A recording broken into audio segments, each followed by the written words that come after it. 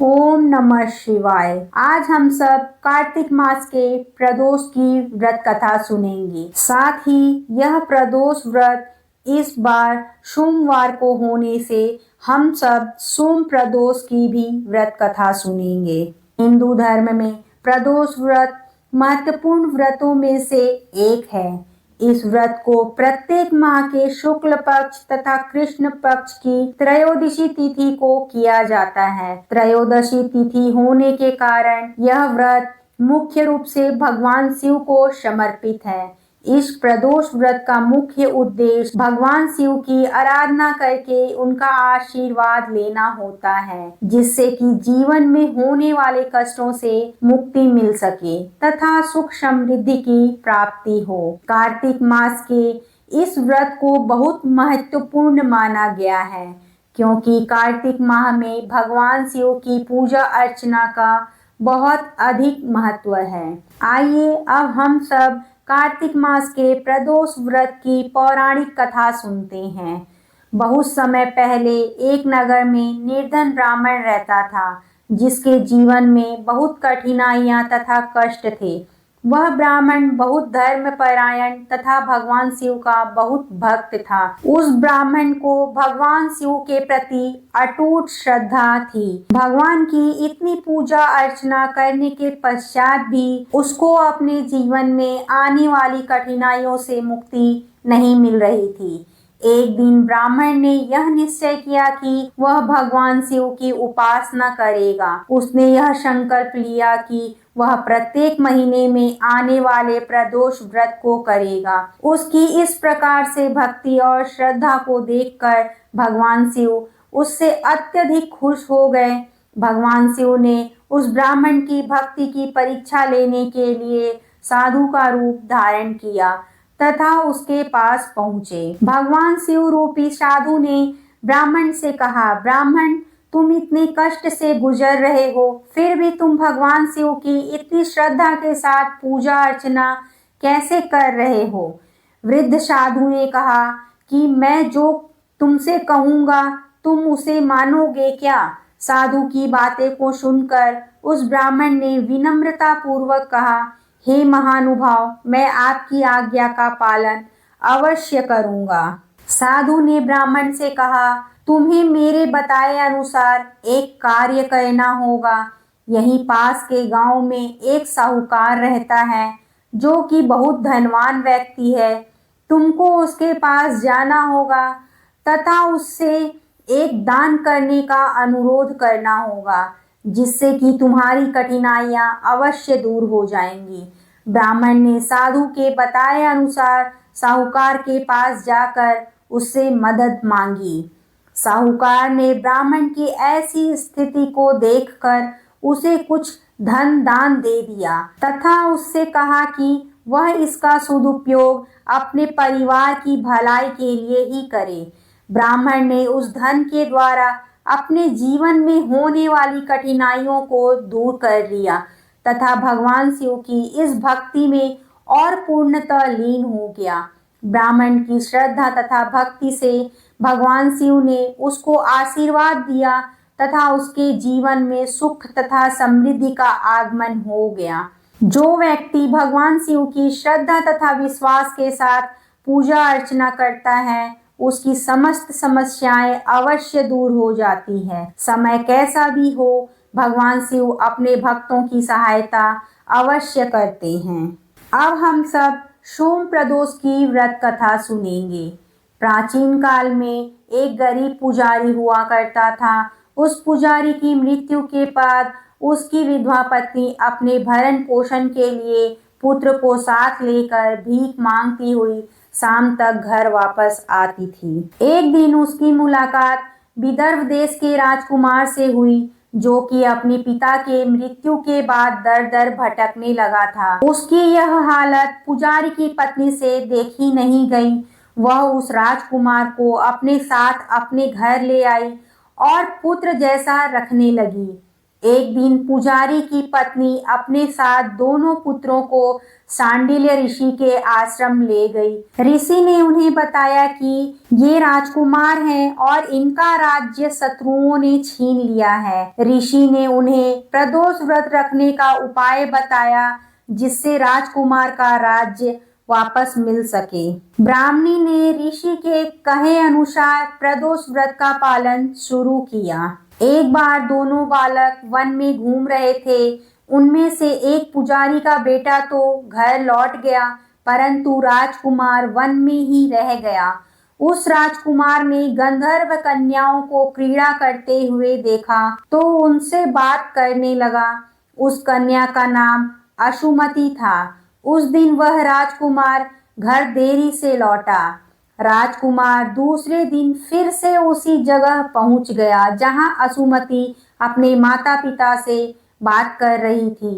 तभी असुमति के माता पिता ने उस राजकुमार को पहचान लिया तथा उससे कहा कि आप तो विदर्भ नगर के राजकुमार हो ना, आपका नाम धर्मगुप्त है। असुमति के माता पिता को वह राजकुमार पसंद आया और उन्होंने कहा कि शिव जी की कृपा से हम अपनी पुत्री का विवाह आपसे करना चाहते हैं।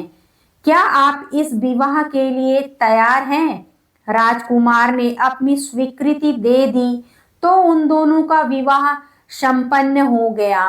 बाद में राजकुमार ने गंधर्व की विशाल सेना के साथ विदर्भ पर हमला किया और घमासान युद्ध कर विजय प्राप्त की तथा पत्नी के साथ राज्य करने लगे। वहां उस महल में वह पुजारी की पत्नी और पुत्र को आदर के साथ ले आया तथा साथ रखने लगा।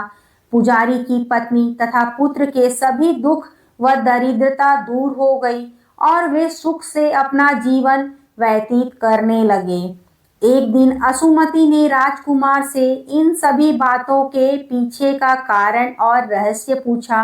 तब राजकुमार ने असुमति को अपने जीवन की पूरी बात बताई और साथ ही प्रदोष व्रत का महत्व और व्रत से प्राप्त फल से भी अवगत कराया।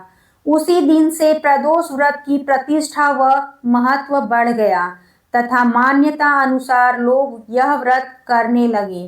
कई जगहों पर अपनी श्रद्धा के अनुसार स्त्री पुरुष दोनों ही यह व्रत करते हैं।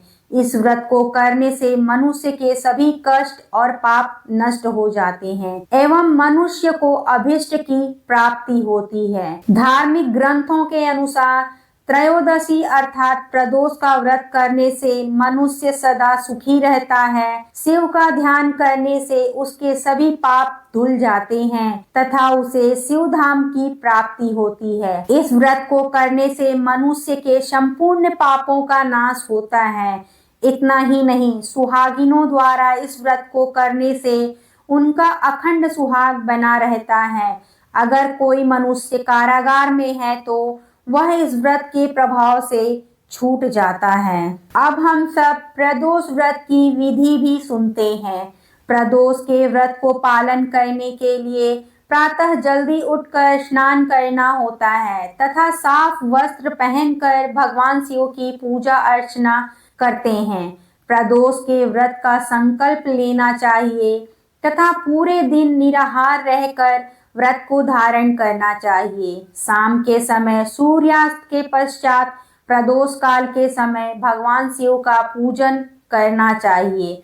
इस समय में शिवलिंग पे जल, बेलपत्र, धतूरा, दूध तथा फूल अर्पित करना चाहिए। प्रदोष के व्रत के पूजन में शिव चालीसा, शिव श्रोत तथा महामृत्युंजय का पाठ करना भी बहुत अच्छा बताया जाता है। पूजन के पश्चात भगवान शिव की आरती करनी चाहिए। अगले दिन ब्राह्मणों को भोजन करवाकर कुछ दान देकर अपने व्रत का पालन करना चाहिए। अब हम सब शिव जी की आरती करेंगे। ओम जय शिव ओंकारा, स्वामी हर शिव ओंकारा, ब्रह्मा विष्णु सदाशिव ब्रह्मा विष्णु सदाशिव अर्धांगी धारा ओम जय शिव ओंकारा एकानन चतुरानन पंचानन राजे हो शिव पंचानन राजे हंसासन गरुड़ासन हंसासन गरुड़ासन वृषवाहन साजे ओम जय शिव ओंकारा दो भुज चार चतुर भुज दस भुज अति सोहे हो शिव दस भुज अति सोहे तीनों रूप रखता तीनों रूप रखता त्रिभुवन जन मोहे ओम जय शिव ओंकारा अक्षय माला वन माला मुंड माला धारी हो शिव मुंड माला धारी त्रिपुरारी कंसारी वरमाला धारी ओम जय शिव ओंकारा श्वेतांबर पीतांबर बागंबर अंगे हो शिव बागंबर अंगे सनकादिक गरुड़ादिक शनकादिक गरुड़ादिक भूतादिक संगे ओम जय शिव ओंकारा कर के मध्य कमंडल चक्र त्रिशूल धरता शिव चक्र त्रिशूल धरता जग करता जग भरता जग करता जग भरता जग संहार करता ओम जय शिव ओंकारा ब्रह्मा विष्णु सदाशिव जानते अविवेका हो शिव जानते अविवेका प्रणवाक्षर में शोभित प्रणवाक्षर में शोभित है तीनों एका ओम जय शिव ओंकारा काशी में विश्वनाथ विराजत नंदी ब्रह्मचारी हो शिव नंदी ब्रह्मचारी नित्य उठे भोग लगावत नित्य उठे भोग लगावत महिमा अति भारी ओम जय शिव ओंकारा त्रिगुण शिव जी की आरती जो कोई नर गावे हो शिव जो सुंदर गावे कहत शिवानंद स्वामी कहत शिवानंद स्वामी मन वांछित फल पावे ओम जय शिव ओंकारा। बोलो शंकर भगवान की जय, बोलो माता पार्वती की जय।